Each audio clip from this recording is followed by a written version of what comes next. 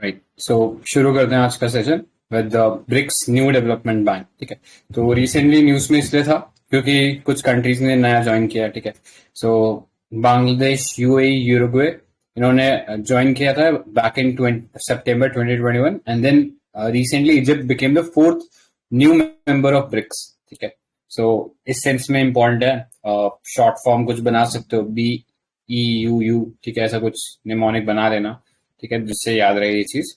सो NDB के बारे में अगर हम बात करें तो it's a multilateral development institution which was established by the BRICS country. BRICS में हमें पता ही है, Brazil, Russia, China, India, South Africa, ये कंट्रीज हैं। और ये जो 5 कंट्रीज का ग्रुपिंग है, इन्होंने मिलकर एनडीबी बनाया था। तो शुरू में इसमें इक्वल शेयर था सभी कंट्रीज का, 20% 20%। ठीक है, अब ये नई कंट्रीज जो है तो अब देखेंगे कैसे इनका शेयर जो चेंज होगा। ठीक है, सो क्राइटेरिया क्या था इस बैंक में मेंबरशिप लेने का? तो they should be the members of UN. ठीक है, और ये बना कब था? तो ये 2014 में बना था NDB in the Fortaleza BRICS summit. तो बता सकते हो फोर्टजिला कहाँ है, लोकेशन कहाँ है फोर्टजिला? ब्राजील। फोर्टजिला आई थिंक रशिया में नहीं था क्या? नहीं, ब्राजील है, ब्राजील। अच्छा, ठीक है। ये आगना फोर्टजिला ब्राजील के अंदर इसका एस्टैब्लिशमेंट हुआ था।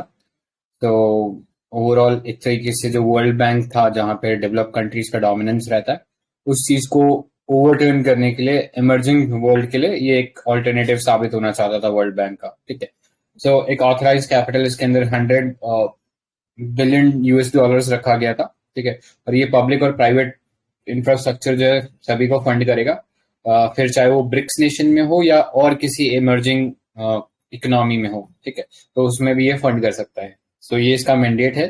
एंड गवर्नेंस की बात करें तो the board of governors, a board of directors, a president and vice president, with president being elected from one of the founding members on rotational basis। ठीक है, तो ये जो 5 कंट्रीज हैं जो कि फाउंडेशनल कंट्रीज हैं, इन्हीं में से प्रेसिडेंट बनेगा रोटेशनल बेसिस में।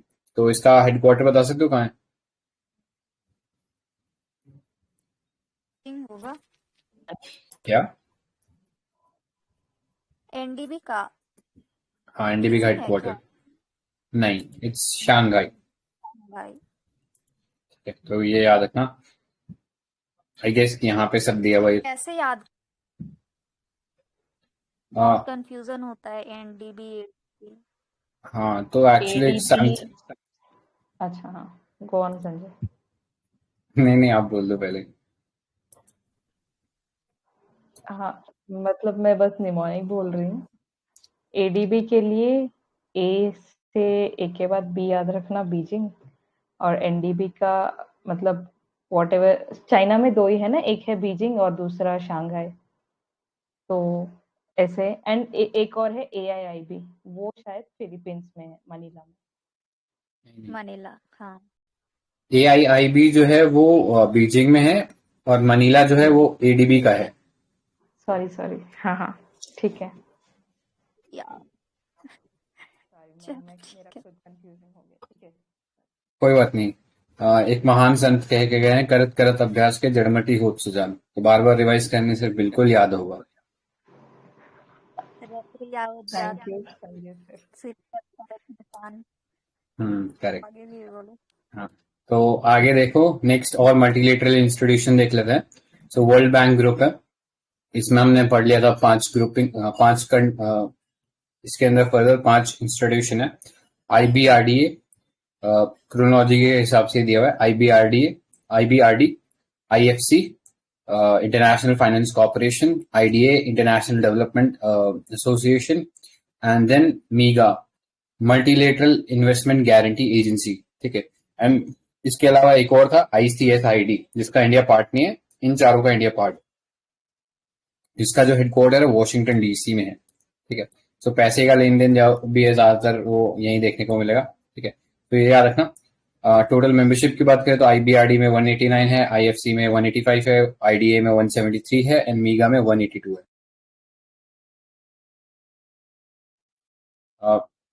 फाइनेंसिंग की बात करें तो कंसेशनल और नॉन कंसेशनल लोन देता है, इक्विटी इन्वेस्टमेंट होती है, ग्रांट्स रहता है, लोन गारंटीज रहता है। तो ये सब इसका फंक्शनिंग रहता है। नेक्स्ट IMF, तो ये दोनों जो इंस्टीट्यूशन है, वर्ल्ड बैंक एंड IMF, ये बेसिकली एक एग्रीमेंट के थ्रू फॉर्म हुए थे। तो उस एग्रीमेंट का नाम बता सकते हो क्या? Bretton Woods. करेक्ट। तो इसीलिए दोनों ब्रेटन वुड्स से निकले हैं एंड दोनों का हेडक्वार्टर जो है वो वॉशिंगटन DC US रहेगा। ठीक है। सो मेनली BOP क्राइसिस से निकालने का जो काम होता है वो इसका रहता है। ठीक है। एंड बहुत ही कंसेशनल लोन जो होता है वो देता है ये। ठीक है।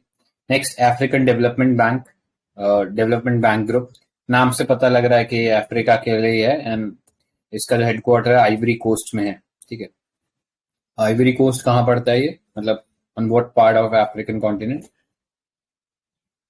Western Africa. Correct. Ivory Coast, Gold Coast और कौन सा है? यही पता था। गोल्ड कोस्ट का नाम क्या है वैसे अभी? तो याद रखना गोल्ड कोस्ट का नाम चेंज हो गया, घाना कहते हैं उसे। ठीक है। Alright, I guess Ivory Coast का भी नाम ये चेंज हो गया, बट एग्जैक्टली मेरे को भी याद नहीं है, देख लेना एक बार। सो African development group, yes.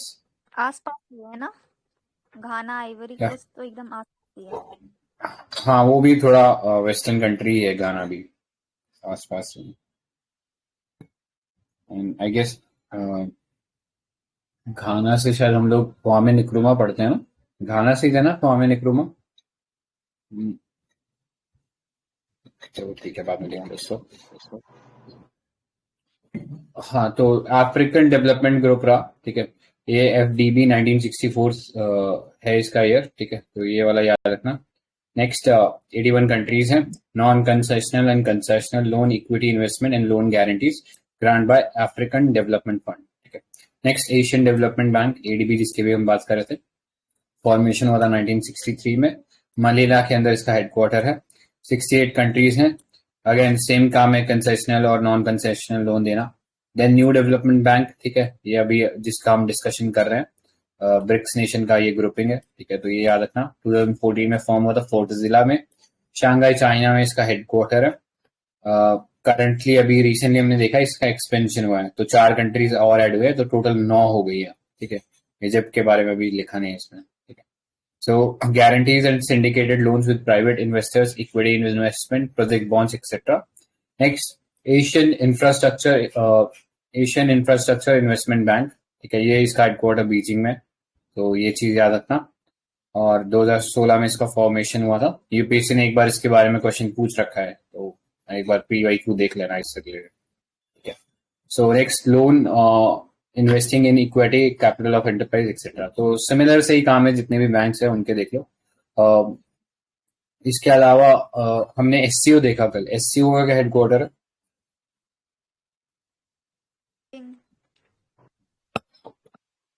Correct. तो ऑल्दो उसका नाम शंघाई कोऑपरेशन ऑर्गेनाइजेशन है, लेकिन उसका हेडक्वार्टर बीजिंग में है। ठीक है, तो कंफ्यूज नहीं होना है वहां पे। सो यही था। हाँ, यस। का बता दो क्या? कैसे याद रखा जाए? AIIB, NDB, ADB, इनका कैसे याद रखा जाए? अरे बताया तो था अभी क्या यार, एक मुहावरे के दौरान से बताने की कोशिश की गई थी ना। अच्छा, वही रिवीजन इट सीम्स। हाँ मतलब मेरे को ऐसा डिफिकल्टी सेंस में नहीं होता, क्योंकि ADB मेरे को पता है कि चाइना का 2 ही बैंक है, एक AIIB है और एक न्यू डेवलपमेंट बैंक है। चाइना का ये 2 बैंक है। ठीक है, चाइना का किसी और मल्टीलेटरल बैंक से लेना देना नहीं है। तो ADB में डोमिनेंस किसका होगा? जापान का होगा। और जापान का वो बैंक जापान में नहीं है, तो कहाँ है? मनीला में है। मतलब इतना तो याद रहता ही होगा कि यार कोई ना कोई बैंक का हेडक्वार्टर मनीला में है, इतना तो याद रहता ही होगा। तो उस सेंस में, क्योंकि शंघाई को आप उसमें से, चाइना को आप उसमें से निकाल सकते हो, तो सीधा आप फिर ADB पे मनीला पे लैंड कर जाओगे। ठीक है। और फिर न्यू डेवलपमेंट बैंक जो है, उसको आप कैसे याद रखोगे कि ये ऑलरेडी बीजिंग के अंदर उसने काफी कुछ बना रखा है, तो उसको शंघाई में ले गया। ठीक है। और शंघाई कोऑपरेशन ऑर्गेनाइजेशन का ये याद रखोगे कि उसका नाम में भले ही शंघाई कोऑपरेशन ऑर्गेनाइजेशन है, लेकिन वो हेडक्वार्टर उसका शंघाई में नहीं है, उसका हेडक्वार्टर बीजिंग में रखा है, ठीक है। सो इस सेंस में आप एनडीबी को रिलेट कर सकते हो विद शंघाई, और एआईबी को रिलेट कर सकते हो क्योंकि ये चाइना का खुद का बनाया हुआ बैंक है, वो लीड कर रहा है इसके अंदर, ठीक है। तो वो अपनी कैपिटल से लीड करेगा इसको। न्यू डेवलपमेंट बैंक में और भी बहुत सारे स्टेक होल्डर्स हैं, इसलिए उसको कैपिटल से नहीं बल्कि एक दूसरी सिटी से लीड करता है। तो इस सेंस से थोड़ा सा कुछ स्टोरी लाइन अपने दिमाग में बैकग्राउंड में बनाओगे तो आई थिंक हो जाएगा याद, ठीक है। Okay, thank you. या ऑलराइट, नेक्स्ट पे चलते हैं। So next is SAARC. Full form बता सकता है कोई सार्क की? South Asian Association of Regional Corporation. Correct. तो ये जो साउथ एशियन कंट्रीज है उनका ग्रुपिंग है। इसके लिए कोई वो है क्या निमोनिक मेंबर्स ऑफ सार्क के लिए? ये तो अपने आसपास देख के याद किया जा सकता है कि कौन कौन इंडिया की नेबरिंग कंट्रीज हैं, सारे ही हैं। करेक्ट। मालदीव एक हो जाता है थोड़ा बाकी दूर। हाँ, बाकी एक ऐसा निमोनिक बनता है पेन एमबीबीएस करके, ठीक है। पेन एमबीबीएस करके, पेन फॉर पाकिस्तान, मतलब P for Pakistan, A for Afghanistan, I for India, N for Nepal, M for Maldives. Sorry M, हाँ करेक्ट, मालदीव। मालदीव का फ्लैग नहीं है क्या इसमें? हाँ ये रहा, मालदीव से। B for Bhutan, B for Bangladesh, S for Sri Lanka, ठीक है। तो ये कंट्रीज है। इसमें याद रखना एम से कई बार कंफ्यूजन हो जाता है, कई लोग म्यांमार मार्क कर देते हैं, तो म्यांमार नहीं है, इट्स मालदीव्स, ठीक है। म्यांमार जो है आसियान का पार्ट है, तो वहां से याद रख सकते हो कि म्यांमार इसके अंदर नहीं आता, ठीक है। तो ये 8 कंट्रीज का ग्रुपिंग है। Next, so SAARC meeting was cancelled as the members were unable to agree upon the participation of Afghanistan, ठीक है। तो अफगानिस्तान में मिलिट्री तालिबान का टेक ओवर हो गया है, तो उस सेंस में अभी थोड़ा डाउट बना हुआ है कि क्या मीटिंग करनी चाहिए, क्या अफगानिस्तान के जो है तालिबान का रिजीम उसे बुलाना चाहिए, उस सेंस में थोड़ा डाउट है, ठीक है। So SAARC was established with the signing of SAARC Charter in Dhaka in 1985, ठीक है। एंड इसको सबसे फेल्ड ऑर्गेनाइजेशन बोलते हैं, मतलब इसने आज तक कोई प्रॉपर फॉर्मेडेबल काम कुछ नहीं किया, and largely because of rivalry between India and Pakistan, ठीक है, जिसके चलते ये कभी ढंग से वर्क ही नहीं कर पाए, ठीक है। तो द ढाका में the member countries also launch integrated programme of action and outline 5 areas of cooperation between SAARC countries: agriculture, rural development, telecommunication, metrology, health and population activities. The headquarters and secretariat is located at Kathmandu, Nepal. Okay. And the organization is based on the principle of equality, territorial integrity, political independence, non-interference in internal matters of other, and mutual benefit. ठीक है। So Afghanistan इसका newest member बना था back इन 2005। उसके बाद से कोई नया मेंबर नहीं आया और कोई खास डेवलपमेंट भी नहीं हुआ इसमें, ठीक है। Last SAARC summit was held in Kathmandu, ठीक है, and subsequent summits were not held because of rivalry between India and Pakistan. बस एक recent development ये हुआ था कि 2020 में जब कोविड शुरू हुआ था तो कोविड-19 इमरजेंसी फंड की बात की गई थी टू कॉम्बैट द पैंडेमिक, ठीक है। बाकी उसके आगे कोई काम हुआ नहीं है। सो इसके अंदर कुछ स्पेशलाइज्ड बॉडीज बनी थी, उनके बारे में अपने को पता होना चाहिए। एक था SAARC डेवलपमेंट फंड, ठीक है, तो जितने भी सोशल सेक्टर बेस्ड प्रोजेक्ट्स हैं उनमें ये फंडिंग करेगा, नहीं था इसके बारे में important. Next, south Asian university, तो ये थोड़ा सा जानना कि ये इंडिया के अंदर लोकेटेड है, ठीक है। तो एक सेंस में एक इंटरनेशनल यूनिवर्सिटी थी, लेकिन अभी यहाँ पे भी वही इश्यू चल रहा है जो SAARC के साथ चल रहा है, ना इसमें कोई इसका कोई हेड है, ना इसमें प्रॉपरली कोई और जो पोजीशन होल्डर है वो पॉइंट हो रहा है प्रॉपरली, तो वो एक इश्यू है, ठीक है। तो ये याद रखना। Next, South Asia regional standard organisation to achieve an enhance coordination and cooperation among SAARC states and is aim to develop harmonised standard for the region to facilitate intra region trade and to have access to global market, ठीक है। तो एक standard set करने की बात कही गई थी जिसके थ्रू फ्री ट्रेड एग्रीमेंट एक तरीके से हो सके, ठीक है। तो साफ्टा भी है इसके अंदर, South SAARC free trade agreement करके, बट वो भी कोई ज्यादा खास सक्सेस नहीं हो पाया because of non tariff barriers put by different neighbours. So ये चीज याद रखना। नेक्स्ट कुछ और इम्पोर्टेंट चीज न्यूज में देख लेते हैं। So first was ILC international Law commission. ठीक है, तो हमने देखा था अभी रिसेंटली इंडिया के एक इंडिया से एक मेंबर इसमें अपॉइंट हुआ है। तो professor Bimal Patel he was appointed to this International Law Commission for 5 years starting from 2023। So ये पता होना चाहिए पहले ना मेंबर थे law National Security Advisory Board of India. तो कोई बता सकता है कौन से ये बॉडी के अंडर आता है ये वाला इंस्टीट्यूट? National Security council. हाँ राइट, तो ये पता होना चाहिए नेशनल सिक्योरिटी काउंसिल होता है एंड ये 3 tier स्ट्रक्चर होता है। तो बाकी स्ट्रक्चर बता सकते हो कि उसके अंदर क्या होता है? ठीक है, मैं बता दूं। एक जॉइंट इंटेलिजेंस कमेटी होती है, एक स्ट्रैटेजिक पॉलिसी ग्रुप होता है और एक नेशनल सिक्योरिटी एडवाइजरी बोर्ड होता है। ठीक है, एंड इसको हेड कौन करते हैं? इसको हेड करते हैं NSC, नेशनल सिक्योरिटी काउंसिल। तो ये याद रखना। और ये 1998 में स्टैब्लिश हुई थी अंडर अटल बिहारी वाजपेयी गवर्नमेंट। ठीक है, तो प्रॉब्ली इसका हेड क्या नेशनल सिक्योरिटी काउंसिल को प्राइम मिनिस्टर हेड नहीं करते? नहीं, ओके। जो NSA होता है वो हेड करते हैं। ठीक है, और NSA फिर PM को रिपोर्ट करते हैं। ठीक है, अरे सॉरी, हाँ सही बोला। NSA उसके सेक्रेटरी होते हैं, उसको हेड प्राइम मिनिस्टर ही करते हैं। ठीक है, तो ये याद रखना, नेशनल सिक्योरिटी काउंसिल के हेड जो होते हैं वो प्राइम मिनिस्टर होते हैं और NSA उसके सेक्रेटरी होते हैं। ठीक है, तो अभी NSA अजीत डोभाल है, तो यार तो ये प्राइम मिनिस्टर हेड करते हैं ना, NSC। हाँ, NSC नेशनल सिक्योरिटी काउंसिल, उसको हेड करने का काम PM। Secretary is NSA। हाँ, उसके secretary NSA, National Security Adviser. ठीक है, तो सारा सिक्योरिटी रिलेटेड काम जो है वो यहाँ पे देखा जाता है। और नेक्स्ट पे चलते हैं। तो ये लॉ कमीशन था, यहाँ पे अपॉइंट हुए हैं। ILC के बारे में पता होना चाहिए। सो अ यूनाइटेड नेशन बॉडी है which is established by the UNGA, which is General Assembly of United Nations back in 1947 for the promotion of development of international law and codification। तो ये अपने को पता होना चाहिए, UN बॉडी है, 1947 में एस्टेब्लिशमेंट हुआ and it concern primarily with public international law.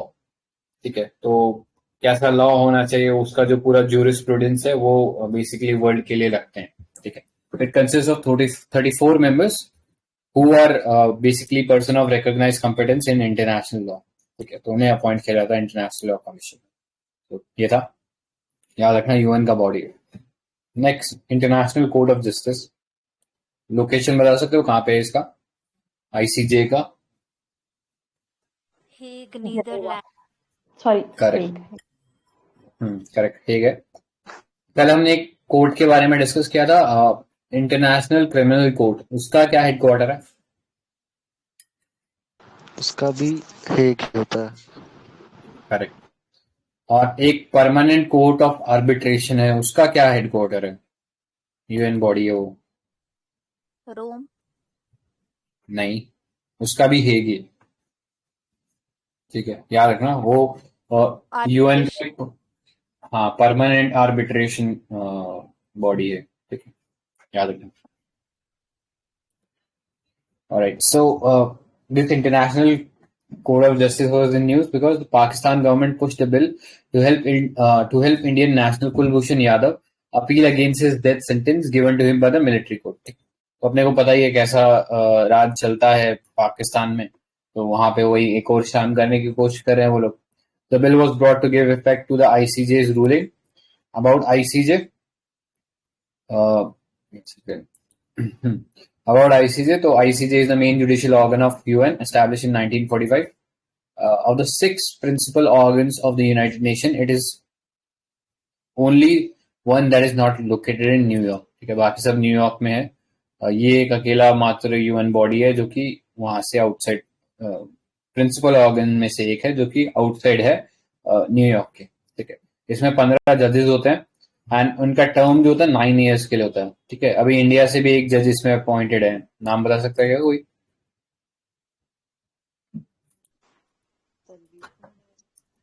हाँ करेक्ट, बहुत सही, दलबीर भंडारी नाम था, ठीक है। तो याद रखना, जस्ट एडिशनल इन्फो है।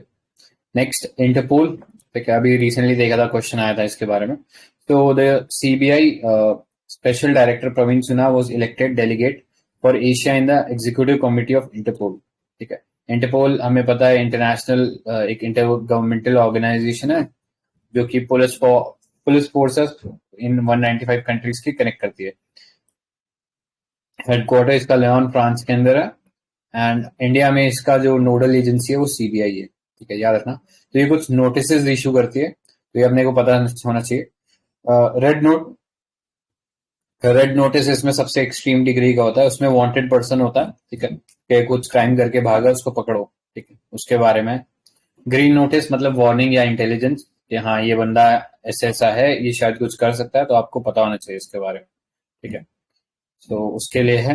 नेक्स्ट येलो नोटिस, अगर कोई पर्सन गायब हो जाता है तो ये उसको मिसिंग पर्सन के लिए दे दिया जाता है, ठीक है। तो फिर ऑरेंज है, ऑरेंज हम जैसे बोलते हैं ना कि थ्रेट है, ठीक है। ऑरेंज अलर्ट जारी करते हैं हम जब तूफान आता है, तो हम कहते हैं कि आने वाला थ्रेट है, तो आप ध्यान रखो। तो ऑरेंज उसके लिए है।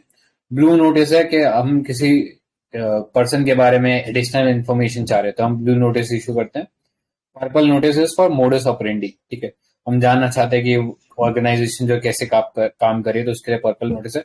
Black notice for unidentified body, ठीक है, कि कोई आइडेंटिफाई नहीं कर पा रहा है बॉडी को, सो ये नोटिस होते हैं अंडर इंटरपोल, ठीक है। नेक्स्ट चलते हैं ओपैक एंड ओपैक प्लस। ये कलर कोड याद रखने पड़ेंगे, मतलब इम्पोर्टेंट याद रहे तो ठीक है, मतलब इतना कोई वो इम्पोर्टेंट नहीं है, ऐसा तो है नहीं कि इससे कोई 4-5 सवाल बना देगा यूपीएससी। तो हो सकता है कोई अगर गलती से आए तो कोई एक आध सवाल आ जाएगा, बाकी इतना तो याद रहेगा कि रेड नोटिस तो वांटेड पर्सन के लिए है, ठीक है, तो फिगर आउट हो जाएगा एलिमिनेशन वगैरह से, अगर एक दो भी याद रख ले तो। सारे याद रखने की जरूरत नहीं, एक दो याद रख लोगे तो इजीली एलिमिनेट कर पाओगे, ठीक है, तो इतना याद रखने की जरूरत है। मेंस में ना कोई क्वेश्चन आएगा कि चलो बताओ कौन कौन से नोटिस इश्यू करता है, और प्री के अंदर भी कोई एक आध कोई सवाल पूछ सकता है ज्यादा से ज्यादा, मैच द फॉलोइंग करके, ठीक है।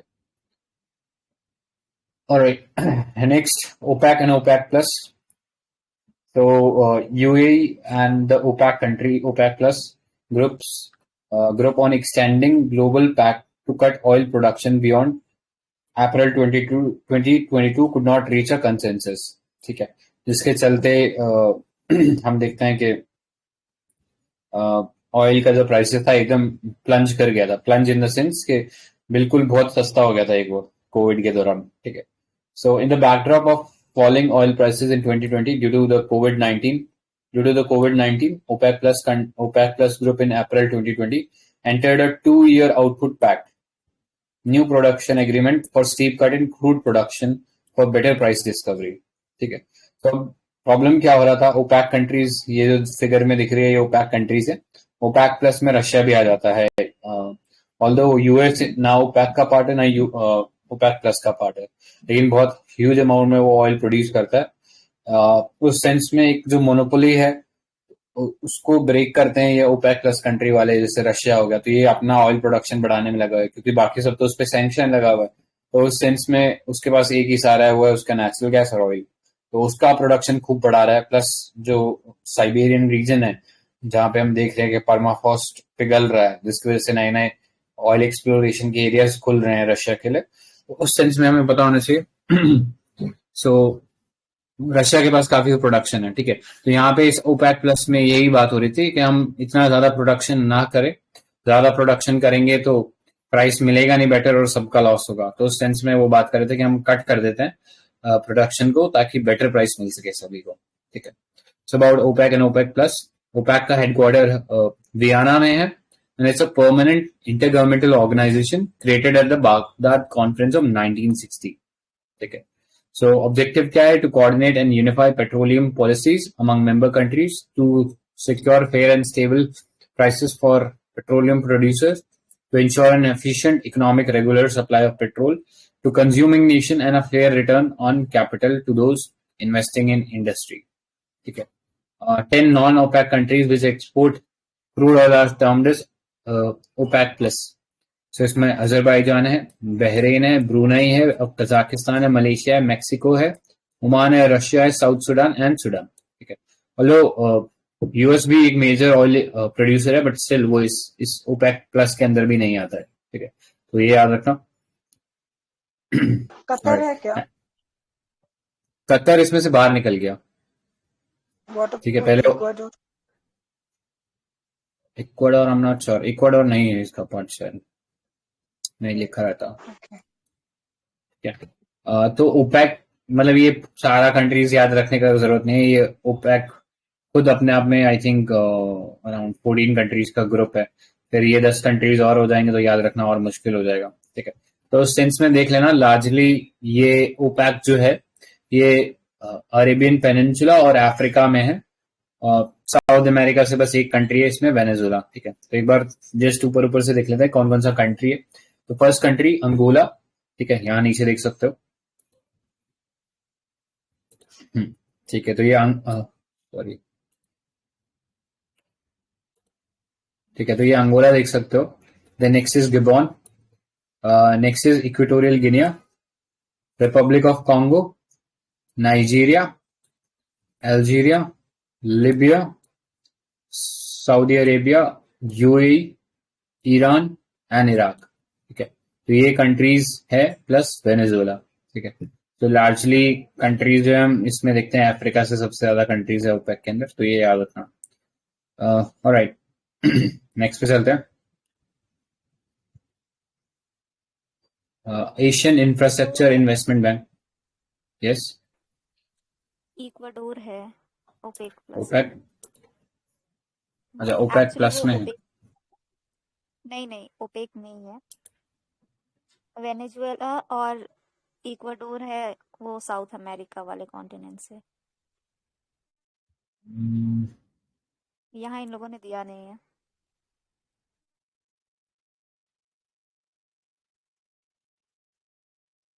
एक्चुअली इक्वाडोर, इंडोनेशिया और कतर ने ना इसमें से बाहर ले लिया है. मतलब they have exerted out of this grouping. अभी करंटली जो हाँ मेंबरशिप है वो यही वाली है. ठीक है, एक बार मैं और मैप यहाँ शेयर करता हूँ. हाँ ओपेक के फाउंडिंग मेंबर्स में ये है सऊदी अरेबिया, ईरान, इराक और वेनेजुएला और एक आई थिंक राइट. यहाँ एक कतर तो बाहर हो गया कहा ना. हाँ, कतर बाहर हो गया, इंडोनेशिया बाहर हो गया, इक्वाडोर बाहर हो गया. ठीक है, ठीक है. सो इतना याद रखना. बाकी ऐसे एक एक कंट्री याद रखो और फिर उसने कहाँ कब फाउंड किया, तो इतना याद मत रखने की जरूरत नहीं है. इतना याद रख लोगे बहुत है. ठीक है, नेक्स्ट चलते हैं. Asian Infrastructure Investment Bank. ठीक है, तो फॉर्मर जो आरबीआई के गवर्नर थे Urjit Patel has been appointed as a vice president of AIIB. ठीक है, एंड अभी हमने देखा था एक मल्टीलेटरल बैंक है और बीजिंग के अंदर इसका हेडक्वार्टर है. 2015 में फॉर्म हुआ था. एंड यूपीएससी ने यही क्वेश्चन पूछा था कि इसके मेंबर्स जो हैं सिर्फ एशिया से हो सकते हैं, बट ऐसा नहीं था, कहीं से भी इसके मेंबर्स हो सकते हैं. ठीक है, तो याद रखना, India is the founding member and the second largest stakeholder after China. China का सबसे लार्ज स्टेक होल्डर है, उसके बाद इंडिया का 7.6% जो शेयर है इसके अंदर आता है. ठीक है, and AIB has approve more loans for India than any other member. ठीक है, हमने सबसे ज्यादा लोन इसी से ले रखा है, एआईबी से, तो ये चीज याद रखना. ठीक है, नेक्स्ट चलते हैं. Reporters without border, based in Paris, एक leading NGO with respect to freedom of press. ठीक है, so it has a consultative status with the United Nations, UNESCO and Council of Europe. It publishes annually the World Press Freedom Index. ठीक है, and इसका ये finding था कि 488 media personnels imprisoned around the world, the highest in 25 years. By contrast, the number killed this year was lowest due to relative stabilization of conflict in West Asia. But अभी recently भी देखा, अभी शायद Israel में कोई reporter मारा गया था, इंडिया से भी फोटो जर्नलिस्ट थे, वो तालिबान का कवरेज कर रहे थे तब मारे गए थे। ठीक है, तो इस सेंस में पता होना चाहिए। एंड मोस्ट डेंजरस कंट्रीज की बात करें तो उसमें इंडिया भी आता है रिपोर्टर्स के लिए। Mexico, Afghanistan, Yemen and India बहुत डेंजरस है रिपोर्टर्स के लिए। ठीक है, नेक्स्ट, इंटरनेट गवर्नेंस फोरम। सो प्रीति, आप एक बार ब्रीफली रीड कर दो इसको।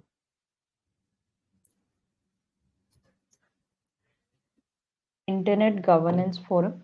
India hosted the forum for the first time. Theme of the event is Inclusive Internet for Digital India. IGF is a UN-based forum for internet governance policy discussion.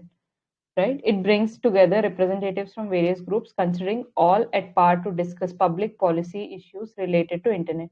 It reflects India's growing influence on international policy formulation around internet. बस इतना ही। याद रखना, ये जो है UN का जो based internet governance forum था, उसी का ही एक वर्जन है जो इंडिया ने होस्ट किया है। ठीक है, तो एक ट्यूनिस एजेंडा था क्या ये, जिससे ये निकल गया था, याद है क्या किसी को?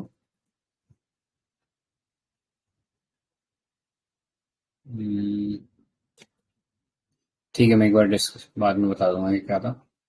हाँ करेक्ट, ट्यूनिस एजेंडा ही है ये। तो ये याद रखना, ट्यूनिस एजेंडा के थ्रू इसका फॉर्मेशन होता है।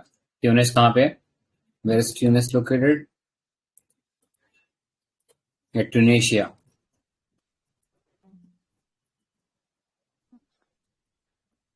अफ्रीका में, हाँ नॉर्दर्न अफ्रीका। ठीक है, छोटा सा कंट्री। ट्यूनिशिया का प्लेस नहीं है ना? वो कैपिटल है ट्यूनेशिया का। Okay.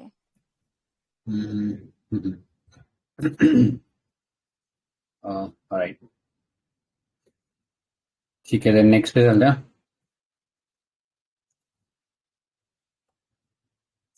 So next is issue related to security. So ये सिप्री है, एक major organisation, I think UPSC ने इसके बारे में पूछा हुआ है। सो इट्स एनजीओ, ठीक है, called Stockholm International Peace Research Institute. ठीक है, वो ये रिपोर्ट निकालता है जिसमें वो वर्ल्ड के अक्रॉस क्या कंट्रीज ने कितना आर्म्स वगैरह प्रोक्योर किया है, किसके पास कितना न्यूक्लियर वॉर हेड है, वो सब चीजें बताता है। ठीक है, तो key highlights of the report: India nuclear warhead increase from 150 at the start of 2020 to 160। ठीक है, अभी भी हम चाइना और पाकिस्तान के पीछे हैं इन terms of nuclear war head, ये चीज याद रख सकते हो। एंड वर्ल्ड का 90% जो ग्लोबल न्यूक्लियर वेपन्स है वो रशिया और यूएस के पास है। ठीक है, सो जो न्यूक्लियर डिसआर्मामेंट की बात हो रही थी, यानी न्यूक्लियर वेपन्स गिव अप करने की बात हो रही थी, उस स्टेप में ये एक डायरेक्शन रिवर्स में है। ठीक है, मतलब बैकवर्ड स्टेप है ये। न्यूक्लियर डिसआर्मामेंट की बात करें तो इसका मतलब यही होता है कि हम एलिमिनेट करें या रिड्यूस करें न्यूक्लियर वेपन्स को। ठीक है, सो अभी रिसेंटली हमने एक एरिया देखा था which was called nuclear free zone. तो कोई बता सकता है कौन सा रीजन था? अभी रिसेंटली ही डिस्कस कर रहे थे इस आईआर के अंदर। आसियान। करेक्ट, आसियान जो ग्रुपिंग है उसने अपने आप को डिक्लेयर किया that region is nuclear free zone, या वहां पे कोई भी कंट्री न्यूक्लियर वेपन के लिए कभी नहीं जाएगी। ठीक है, ये याद रखना।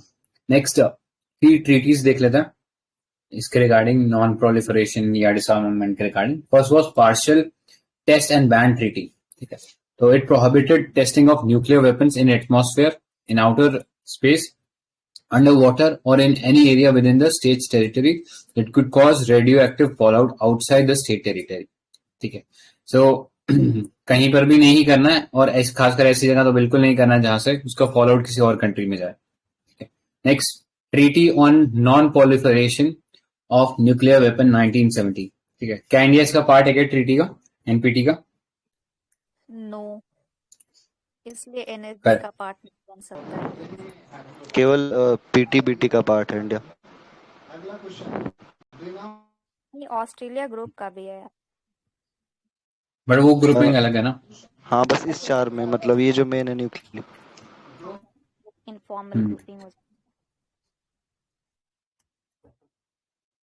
है। ये वैसे भी ट्रीटीज देख रहे हैं हम लोग। ठीक है, वो तो एक ग्रुप है। So treaty on non proliferation of nuclear weapon So it seeks to prevent the spread of nuclear weapon, to promote for peaceful use nuclear energy, and to move towards nuclear disarmament. ठीक है. It is the only binding commitment in a multilateral treaty to the goal of disarmament of nuclear weapon state. ठीक है. Next, Comprehensive Nuclear Test Ban Treaty, CTBT. So it's an international treaty that bans all kind of nuclear explosion in all environment. It is open for signature in 1996, but has not yet entered into force, क्योंकि बहुत सारे लोगों ने इसको sign नहीं किया. Next, Treaty on Prohibition. किसका? I think नहीं है, सीटीबीटी का. CTBT का इंडिया पार्ट नहीं है. हाँ नहीं है ना. नहीं है. Next, Treaty on Prohibition of Nuclear. कौन से पार्ट्स हैं और कौन से नहीं है.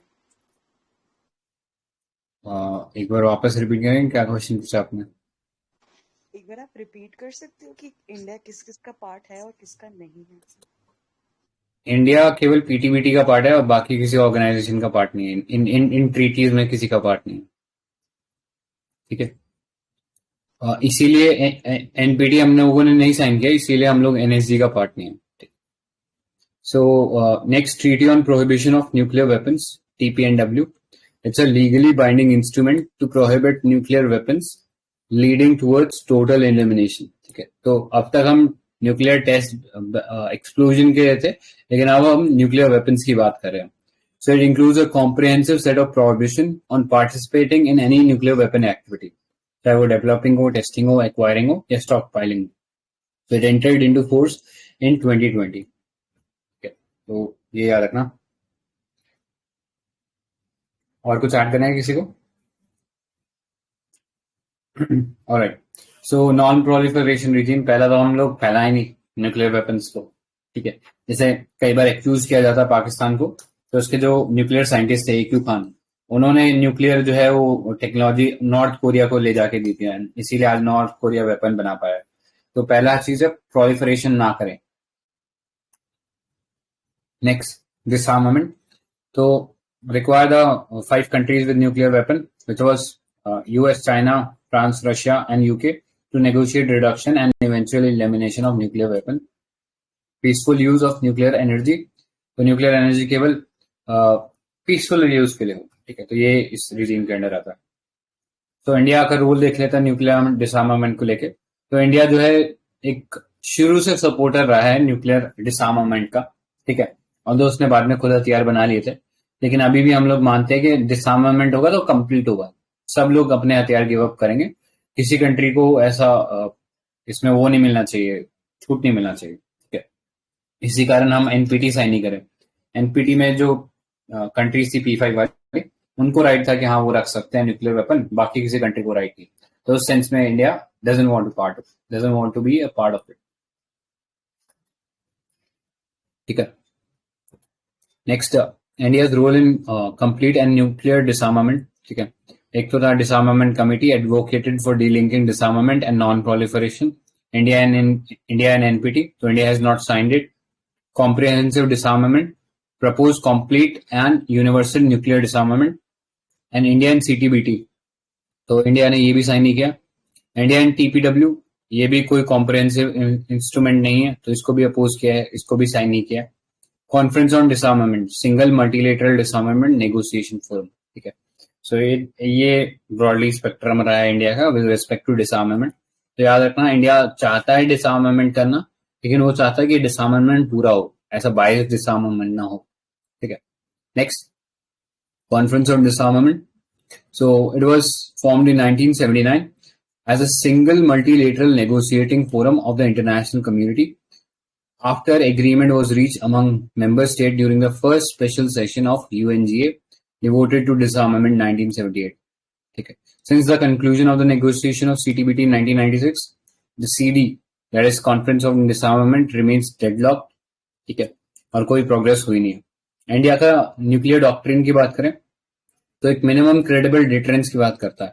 तो कोई बता सकता है मिनिमम क्रेडिबल डिटरेंस का मीनिंग क्या है इस वर्ड का?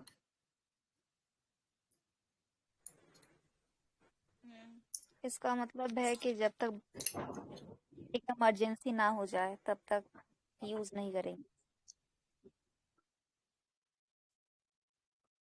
डेटरेंस का मतलब होता है कि किसी को काम करने से रोकना, ठीक है। सो लेट्स से अगर मैं कहीं बैठा हूँ, ठीक है, तो एक चोर है, ठीक है, तो वो हिम्मत कर सकता है कि हाँ मैं चोरी कर सकता हूँ, ये इंसान जो है इसके पास कोई हथियार नहीं, ठीक है। सो नेक्स्ट टाइम मैं क्या करता हूँ, एक हथियार लेके बैठता हूँ अपने पास। अब जो चोर आएगा, अब उसको ये पता नहीं कि मैं उस पर अटैक करूंगा कि नहीं करूंगा, लेकिन वो हथियार देख के वो उसमें ये डर रहेगा कि हाँ मेरे को उस पर चोरी नहीं करनी चाहिए, नहीं तो ये शायद ये हथियार मेरे पे यूज कर सकता है। तो दिस इज कॉल्ड डेटरेंस, ठीक है। आप हथियार इसलिए नहीं ला रहे हो कि आप अटैक करने जाओगे, आप हथियार इसलिए ला रहे हो कि सामने वाला आप पे अटैक करने की कोशिश ना करे। दिस इज डेटरेंस, ठीक है। और क्रेडिबल मिनिमम डेटरेंस का मतलब ये है, हमें ऐसे कोई वो भंडार नहीं लगाना है न्यूक्लियर वेपन्स का, हमें इतने ही न्यूक्लियर वेपन्स रखने जितना कि डेटरेंस के लिए नेसेसरी हो, ठीक है। तो इस सेंस में आप समझ ही सकते हो, पाकिस्तान के पास हमसे ज्यादा न्यूक्लियर वेपन है, still we are okay with that. ऐसा नहीं है कि हम कोई एकदम नींद उड़ गई है, सुबह शाम बस न्यूक्लियर वेपन कर रहे हैं, हमने बस एक क्रेडिबल डेटरेंस रख रखा है। दूसरा, इंडिया ने एक पोस्टर लिया नो फर्स्ट यूज का। नो फर्स्ट यूज बता सकते हैं कोई, क्या होता है? What is no first use?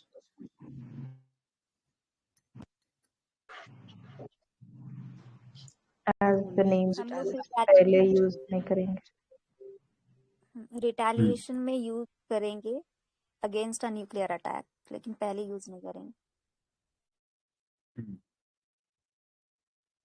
Correct. तो एक टर्म होती है इंटरनेशनल रिलेशन में, बोलते हैं सिमेट्रिक एंड एसिमेट्रिक वॉर। तो ऐसा नहीं है कि नेपाल हम पे कल हमला कर दें और हम उस पर न्यूक्लियर बम फोड़ दें, तो दिस इज नॉट जस्टिफाइड। ये एक एसिमेट्रिक वॉर हो जाएगा, जो सामने वाला दुश्मन लेके आया वही आपको लेके जाना पड़ेगा, ठीक है। आप ऐसा कर सकते हो कि हाँ चलो ठीक है, वो पिस्टल लेके आया तो आप राइफल्स लेके चले गए, उतना चलता है। लेकिन ऐसा नहीं है कि वो जो बंदूक लेके आया ना आपने मिसाइल से उड़ा दिया, वो नहीं चलता, वो एसिमेट्रिक वॉर हो जाएगा, ठीक है। सो उस सेंस में ये पता होना चाहिए अपने को।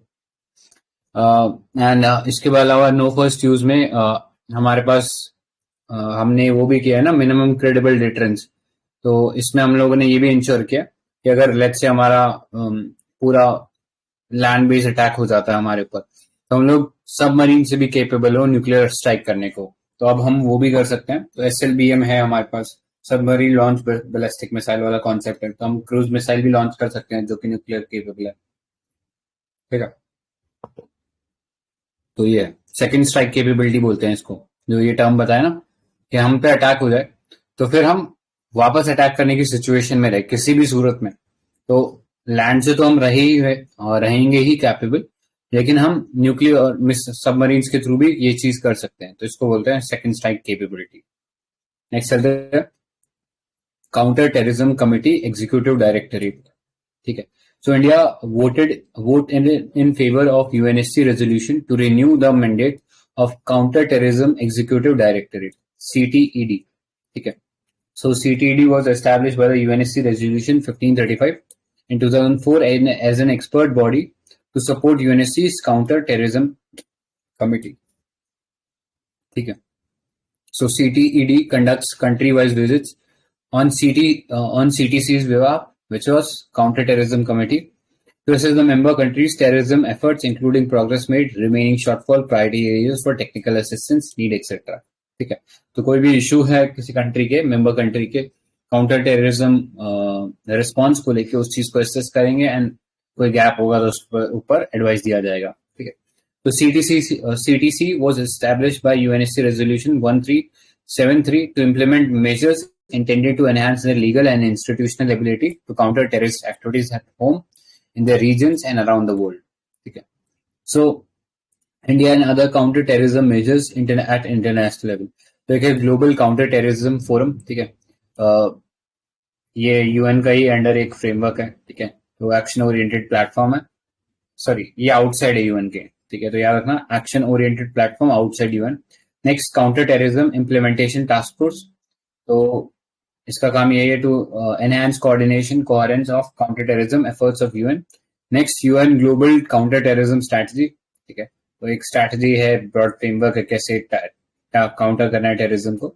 इन 1996 India propose adoption of comprehensive convention on international terrorism, ठीक है। तो ये इंपॉर्टेंट है, अपने को पता होना चाहिए, इंडिया ने ये स्टेप लिया था लेकिन किसी ने भी इसके ऊपर एग्रीमेंट नहीं किया, तो ये अब चला गया है, मतलब अब ये ड्राफ्ट ही रह गया है, कुछ इस पे वर्क हुआ नहीं। याद रखना, CCIT comprehensive convention on international terrorism, ये इंडिया का एक ड्राफ्ट था जिसको बेसिकली रिजेक्ट कर दिया गया था उधर UNGA में। ठीक है, next. So it was established after the Afghanistan वाला UNSC रेजोल्यूशन कौन सा दिखा था? एक 2593 था और दूसरा रेजोल्यूशन कौन सा था? 2615 था ना शायद। हाँ, 2615 और 2593।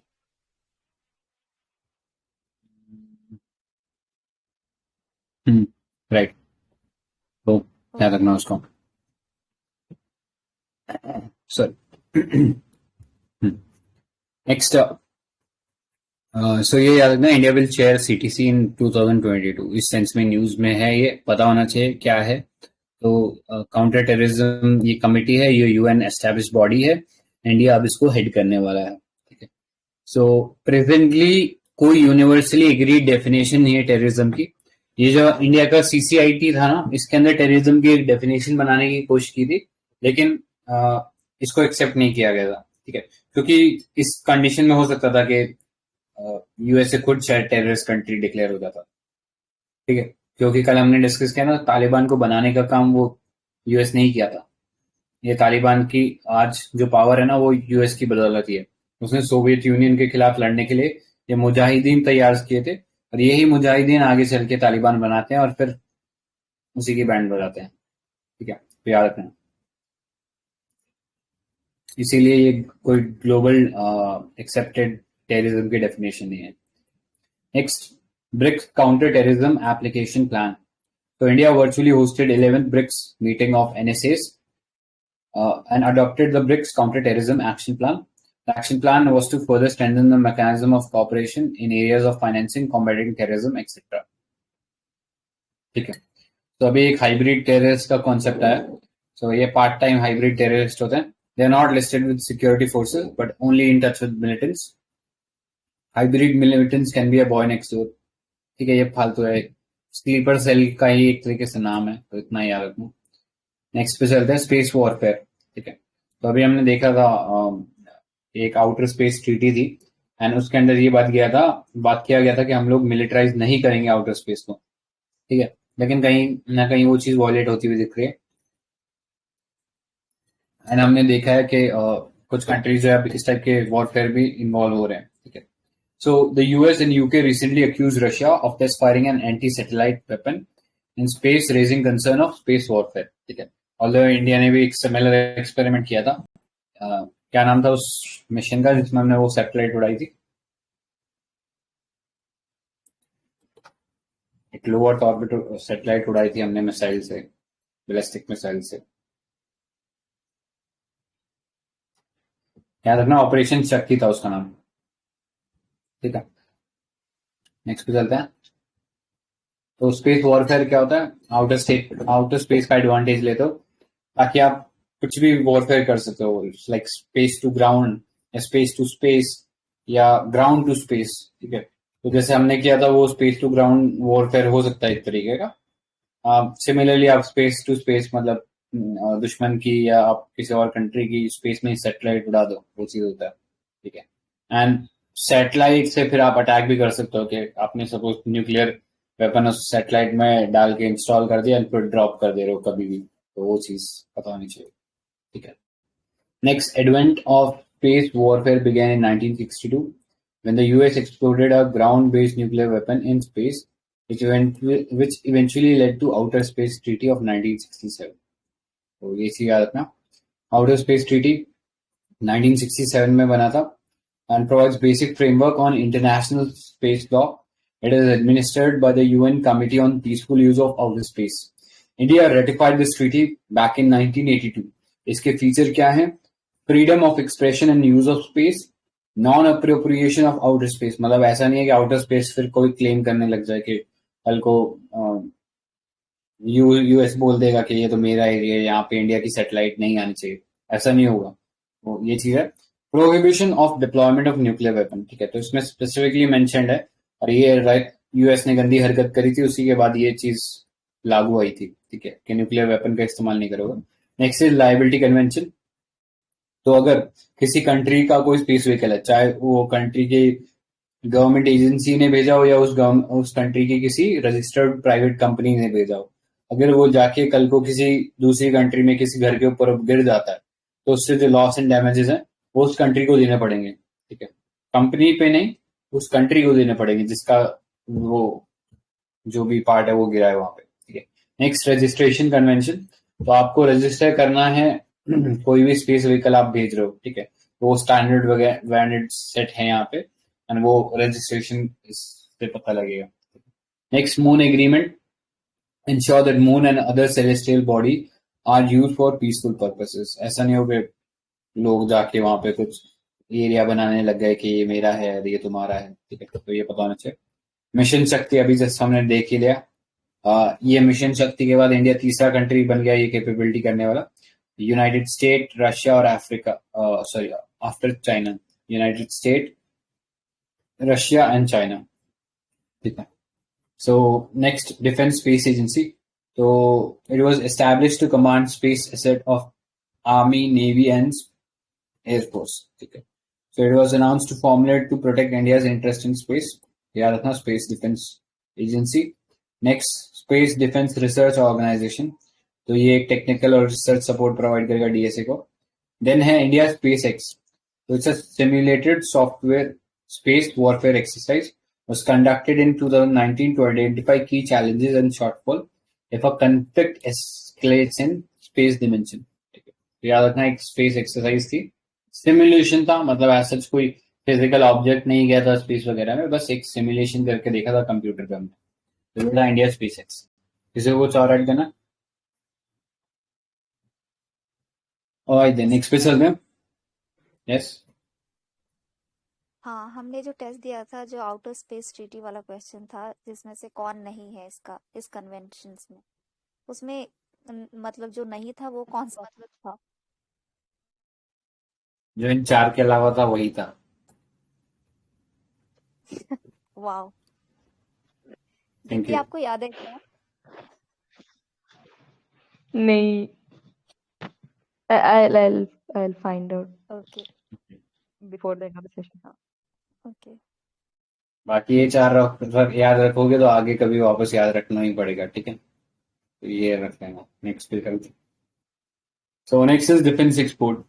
So recently India has formally inked its first major defense system export deal with Philippines, ठीक है।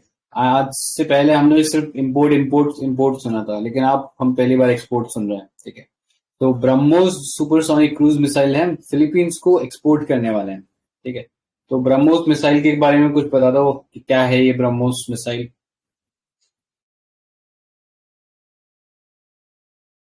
सुपरसोनिक क्रूज मिसाइल है, रशिया से लिया है, और क्या आई थिंक लॉन्ग रेंज है।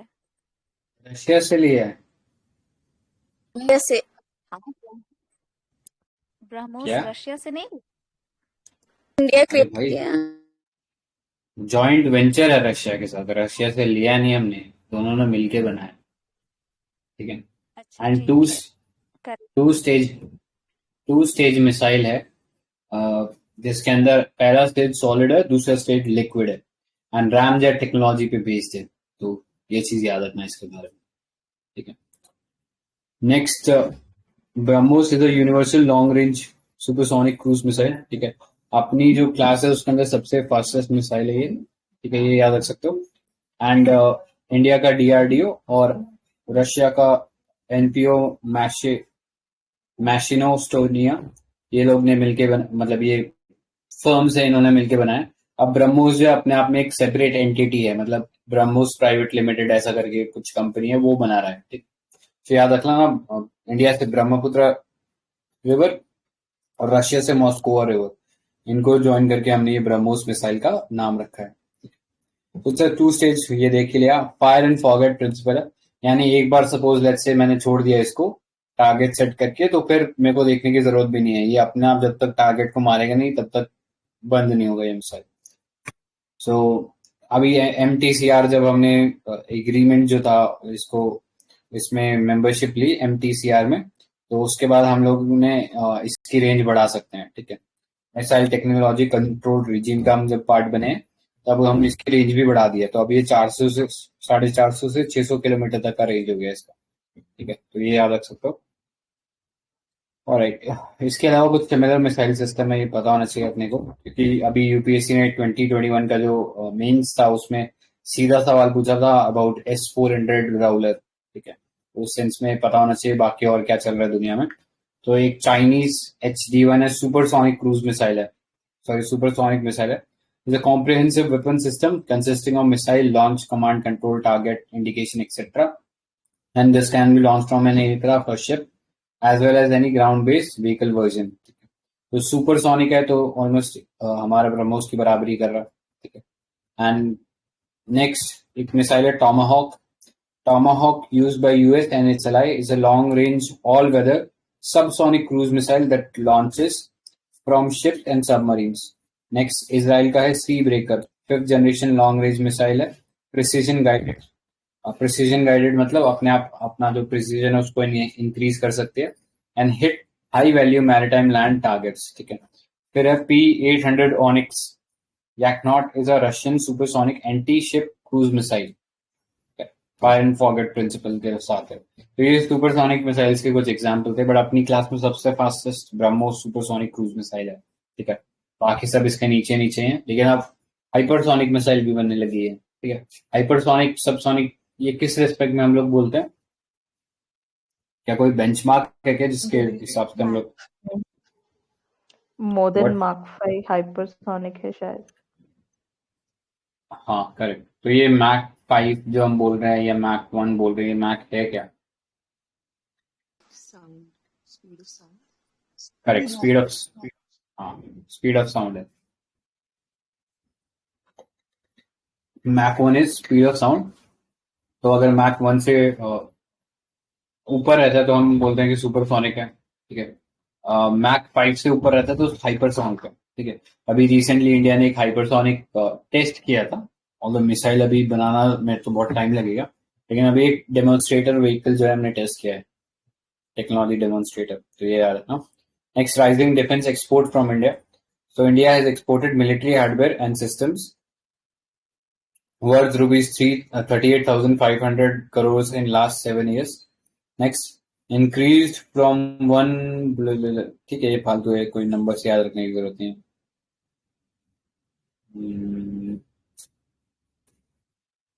हाँ, ये याद रखना, 3 Indian companies figure among the top 100 defence company 2020 ranking. उसमें HAL है, हिंदुस्तान एरोनॉटिक्स लिमिटेड। तो कुछ बता सकते हो कि ये क्या बना रहा है जो हमारे मिलिट्री के काम आ रहा है? HAL कुछ बना रहा है क्या? करेक्ट, राफेल बना रहा है बैंगलोर में ये। नेक्स्ट, ऑर्डिनेंस फैक्ट्री बोर्ड, अभी रिसेंटली इसे कॉर्पोरेटाइज किया गया है। कॉर्पोरेटाइज का मतलब ये नहीं है कि इसको प्राइवेटाइज कर दिया गया। कॉर्पोरेटाइज मतलब इसका जो वर्किंग स्ट्रक्चर था ये कॉर्पोरेट के फॉर्म में बना दिया गया। याद रखना, ऑर्डिनेंस फैक्ट्री बोर्ड, ये जितनी भी हमारे एमिनेशन है, गोलियां बनाना है, और जो हमारी आर्मी बम वगैरह यूज करती है वो सब बनाना ये ऑर्डिनेंस फैक्ट्री बोर्ड में होता है। नेक्स्ट, भारत इलेक्ट्रॉनिक्स लिमिटेड, इसके अलावा कुछ और भी है, एक भारत डायनामिक्स लिमिटेड है, ठीक है, वो भी मिसाइल बनाता है, तो अपने को पता होना चाहिए। और नेक्स्ट, अभी रिसेंटली हमने जो defence procurement and export promotion policy है उसको प्रोमलगेट किया है, तो उसमें मेक इन इंडिया का हम लोग ज्यादा ध्यान रखेंगे, ठीक है। सो ये कुछ चीजें जो अपने को पता होना चाहिए। नेक्स्ट, की ऑब्जेक्टिव ऑफ, ठीक है, नेक्स्ट देखो, डिफेंस की ऑब्जेक्टिव्स ऑफ DPEEPP, ठीक है। तो ये draft defence procurement and export promotion policy है उसका। तो नंबर्स आई डोंट थिंक करना इंपॉर्टेंट है, बस ये रखना हमारा कोशिश है कि हम इंपोर्ट्स पे हमारा जो फोकस है कम रखें, क्योंकि नेशनल सिक्योरिटी की अगर हम बात करें तो उस सेंस में हम लोग ज्यादा दिन बाहर की कंट्रीज पे रिलाई नहीं कर सकते, ठीक है। हमें खुद लोकल इंपोर्ट्स, लोकल मैन्युफैक्चरिंग करनी पड़ेगी, तो उस सेंस में एक डायरेक्शन होगा। Next, to promote export of defence products. Next, to create an environment that encourages R&D, ठीक है। तो ये चीज याद रखना, ये पार्ट है इसका पॉलिसी का। नेक्स्ट, रिफॉर्म्स की बात करें in recent times, to boost defence sector. तो पहला है इंडिजिनाइजेशन सपोर्ट टू MSMEs। तो एक पॉजिटिव इंडिजिनाइजेशन लिस्ट निकाली थी MOD ने, मिनिस्ट्री ऑफ डिफेंस ने, और उसमें ये बोला गया था कि ये जो इक्विपमेंट्स है या ये कोई जो पार्ट्स है, स्पेयर पार्ट, ये पार्ट जो हम बाहर से प्रोक्योर नहीं करेंगे, ठीक है, ये हम लोग इंडिया में खुद बनाएंगे। तो ये पॉजिटिव इंडिजिनाइजेशन लिस्ट है, तो ये याद रखना।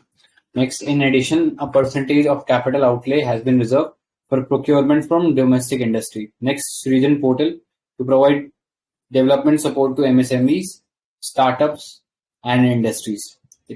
Next, simplified defense industrial licensing. So Directorate General of Foreign Trade has delegated its authority and notified the Department of Defense Production as the licensing authority for export of various items.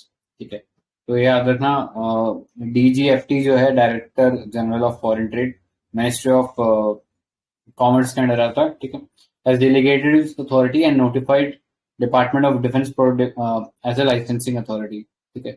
सो याद रखना defence procurement के लिए इस authority को इसकी जो powers है वो दे दी गई है, ठीक है। तो कोई भी अगर एक्सपोर्ट करना है डिफेंस रिलेटेड आइटम्स का, तो इसके थ्रू परमिशन लेके होगा। So MHA has dedicated its power to DDP, making it a single point of contact for export of parts and components of small arms and ammunition, ठीक है। अब वो ये मिनिस्ट्री ऑफ कॉमर्स के under नहीं जाना पड़ेगा, डायरेक्टली इस डिपार्टमेंट के अंडर आना पड़ेगा, जो कि मिनिस्ट्री ऑफ डिफेंस के अंडर है। तो ये चीज याद रखना। Next, open general export licence permits industry to export specified item to specified destination. तो इंडिया में हम कह सकते हैं कि हो सकता है कि जो डिफेंस इक्विपमेंट की रिक्वायरमेंट है इतनी ज्यादा ना हो, तो उसको उस सेंस में हम लोग कोशिश करेंगे हम लोग एक्सपोर्ट भी करें, ठीक है। एटलीस्ट वहां से हम लोग थोड़ा सा पैसा कमाएं, और पैसा कमाने से फिर हम वापस डिफेंस इंडस्ट्री के अंदर लगाएं। Next, investment in promotion of ease on doing business. So कोई भी सेक्टर हो उसके लिए ईज ऑफ डूइंग बिजनेस करना वो सबसे इंपॉर्टेंट है। तो एक कंप्लीट ऑनलाइन पोर्टल बनाया गया for receiving and processing export authorisation permission has been developed, ठीक है। अब अलग से आपको बार बार आके परमिशन लेने की जरूरत नहीं है। Next, in intra company business the earlier requirement of getting an end user certificate from government of importing countries has been done away with. पहले कोई भी इक्विपमेंट बनाते थे तो उसके पीछे एंड यूजर सर्टिफिकेट लगाना पड़ता था। इसको अल्टीमेटली यूज कौन करने वाला है, ठीक है, कौन सा इंपोर्टिंग कंट्री कैसे यूज करे, तो वो चीज हटा दी गई है। Next, power has been delegated to DRDO and CMDs of DPSD defence PSUs for exploring export opportunities. Next, scheme for promotion defense exports. So इसमें अपॉर्चुनिटीज दी गई हैं। टेस्टिंग फैसिलिटीज जो है उनको भी अवेलेबल कराया गया है by ministry of defence. Next, offset policy reform, ठीक है। तो ऑफसेट पहले क्या होता था, जब भी कोई डिफेंस प्रोक्योरमेंट होता था, लेट्स से राफेल खरीदा, तो राफेल में मैं चलो ठीक है कि आपने जितना पैसा मांगा मैंने दे दिया, लेकिन वो पैसा मैं एक शर्त पे देता था कि आपको उसमें से कुछ पैसा इंडिया में आके वापस लगाना पड़ेगा किसी इंडस्ट्री के अंदर, ठीक है। तो ये ऑफसेट पॉलिसी था, ठीक है। रिसेंटली अब इसको भी डन अवे कर दिया गया है। राफेल के केस में हमने देखा था कि ज्यादा कुछ ऑफसेट वाला प्रोविजन रखा नहीं, सिर्फ प्लेन आए वहां से, कोई पैसा वापस इंडिया में इन्वेस्ट नहीं हो।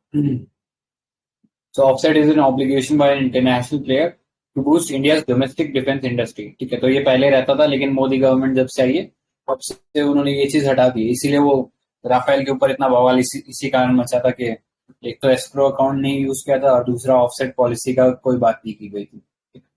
तो reforms in the offset policy have been included in defence acquisition procedure, ठीक है, 2020 के अंदर। तो ये याद रखना, ये रखना पड़ता है, लेकिन जो राफेल का केस था उसमें नहीं देखने को मिला।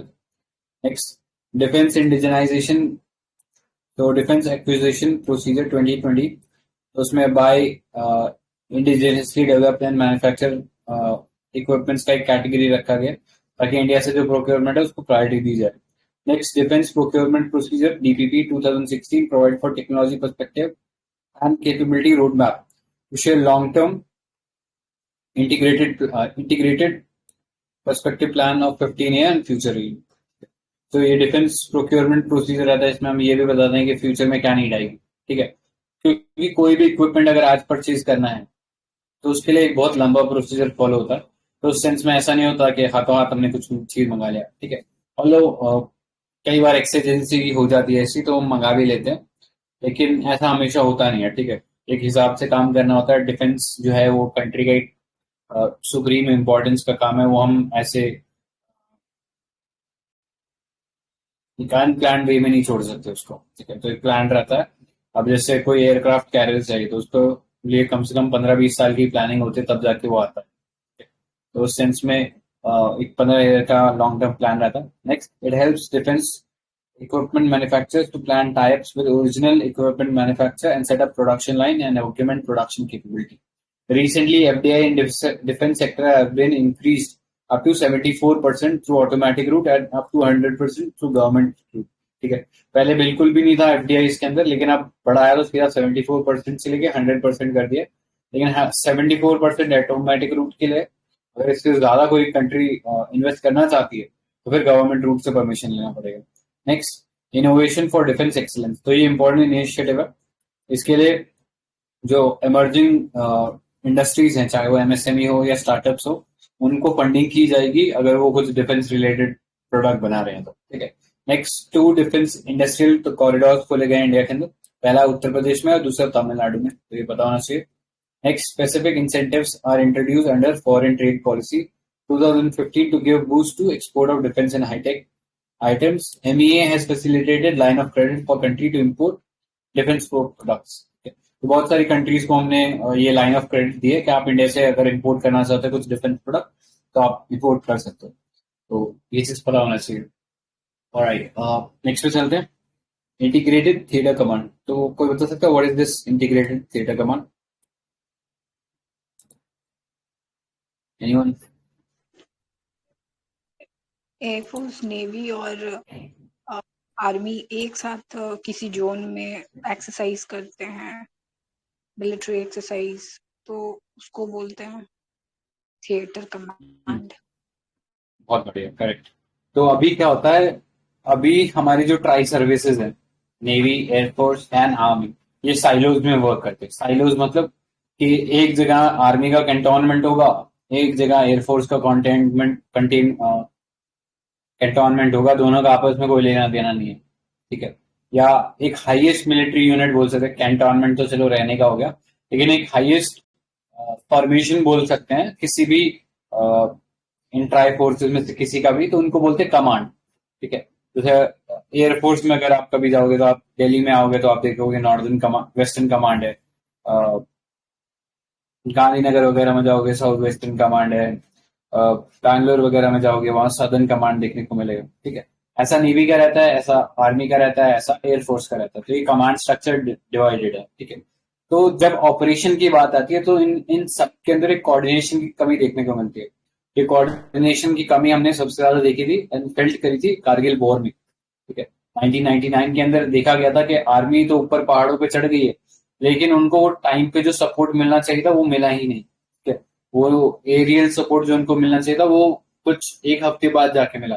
प्रॉब्ली उसके अंदर हमारे एयरफोर्स चीफ वो भी इंडिया से बाहर गए हुए थे, तो उस टेंस में वो मोबिलाइज करने में बहुत टाइम लग गया। तो इस चीज को रियलाइज किया कि हमें कोऑर्डिनेशन की जरूरत है, और उसके लिए इंटीग्रेटेड थिएटर कमांड की बात की गई। तो यहाँ पे नेवी, एयरफोर्स और जो आर्मी है वो एक साथ होंगे, ठीक है। अब चाइना के बॉर्डर पे कमांड बनाना तो वहां हो सकता है नेवी ना हो, बट जनरली आइडिया ये है कि तीनों एक साथ वर्क करें, ठीक है। तो ये कमांड का कॉन्सेप्ट होता है। ये कमांड का कॉन्सेप्ट चाइना ऑलरेडी फॉलो कर रहा है और हम उसको इम्प्लीमेंट करने की कोशिश करें। अब सिमिलर कॉन्सेप्ट जो है वो यूएस में भी है, ठीक है। वहां पे भी सब इंटीग्रेटेड चलता है, बट इंडिया में अभी ये चीज नहीं था। तो इसलिए जो सीडीएस थे वो बेसिकली इसीलिए बनाया गया था ताकि वो इस चीज को इम्प्लीमेंट कर सके। Chief of defence staff, who is a 4-स्टार general, ठीक है। मतलब बराबर होंगे वो तीनों ट्राई सर्विस चीफ के इन टर्म्स ऑफ रैंकिंग, लेकिन बस 1 स्टार ऊपर रहेगा, ठीक है। तो या सॉरी 1 स्टार नहीं, स्टार तो बराबर ही रहेगा। बस वो जो डिपार्टमेंट ऑफ मिलिट्री अफेयर्स है अंडर मिनिस्ट्री ऑफ डिफेंस, उसके सेक्रेटरी बनेंगे और एक तरीके से कंट्रोल एंड कोऑर्डिनेशन का काम करेंगे। ऐसे मैनेज करना काम नहीं होगा उनका। ट्राई सर्विसेज चीफ जो है अपने आप में इंडिपेंडेंट होंगे, लेकिन बस उनको रिपोर्ट करेंगे, ठीक है। तो बेसिक आइडिया ये था कि जो इक्विपमेंट्स है उनका डुप्लीकेशन ना हो, तो ये इंटीग्रेटेड थिएटर कमांड, तो यूनिफाइड कमांड है सर्विसेज का अंडर अ सिंगल कमांडर। वो सिंगल कमांडर किसी भी फोर्स से हो सकता है, नेवी से हो सकता है, आर्मी से हो सकता है, या एयरफोर्स से हो सकता है। ठीक है, कारगिल के बाद इसको बनाने की बात की गई थी एंड तब डीवी शेखर कमेटी थी, मतलब कारगिल रिव्यू कमेटी ने तो बोला ही था। रिसेंटली एक और कमेटी आई थी 2016 के अंदर, इनकी रिपोर्ट आई थी, डीवी शेखर करके। ठीक है, आई थिंक ये शायद लेफ्टिनेंट जनरल थे। उन्होंने 3 इंटीग्रेटेड थिएटर कमांड की बात करी थी, northern command for China, western command for Pakistan and southern command for maritime borders. अभी बता सकते हो क्या इंडिया में कोई इंटीग्रेटेड थिएटर कमांड है क्या कहीं पे वर्किंग? शायद गुजरात के साइड में। नहीं, एक थिएटर कमांड वर्क कर रहा है और वो है अंडमान में, याद रखना। वहां पे एयरफोर्स, मिलिट्री और आर्मी और नेवी तीनों एक साथ काम कर रहे हैं। तो एक एग्जाम्पल है हमारे पास वर्किंग, लेकिन हम इसको लार्ज स्केल पे एक्सट्रापोलेट करना चाहते हैं, तो ये याद रखना। The current theatrisation model under consideration will set up at least 6 new integrated commands. ठीक है, तो इतना ही है और इतना ही पता होना चाहिए, इससे ज्यादा डिटेल में इसमें जाने की जरूरत नहीं है।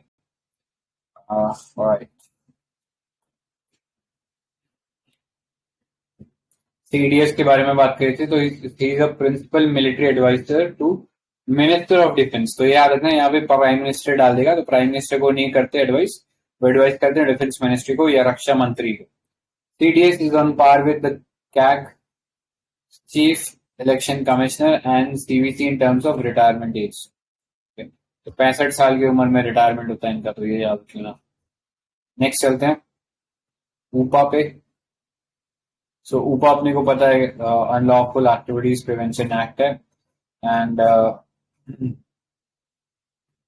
अभी सुप्रीम कोर्ट का ये जजमेंट था कि can not extend probe under UAPA. So court highlighted only a special court designated under UAPA will authorize to deal the issue extending the timeline for filing charge sheet and that magistrate cannot deal with such extension। ठीक है, तो UAPA के अंदर special court होने चाहिए, वही इनके अंदर ये एक्सटेंशन वगैरह कर सकते हैं, बाकी और कोई नहीं कर सकता।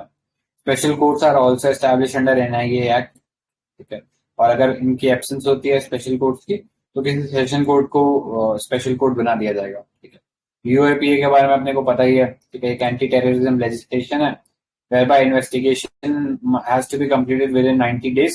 अगर 90 days में नहीं होती है, चार्जशीट वगैरह फाइल नहीं होती है, तो फिर 90 days के बाद डिफॉल्ट बेल मिलने का प्रावधान रहता है उस व्यक्ति के पास who is convicted under this offense।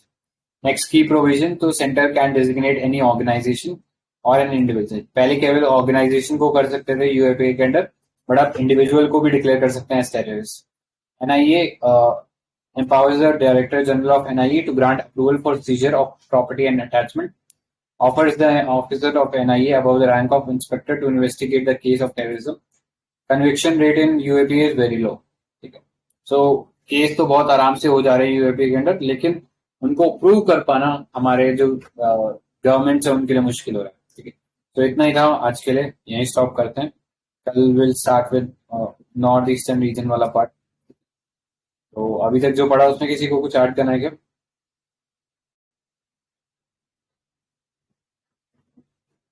Alright then, आज के लिए स्टॉप करते हैं। Thank you guys for joining, bye bye. Thank you.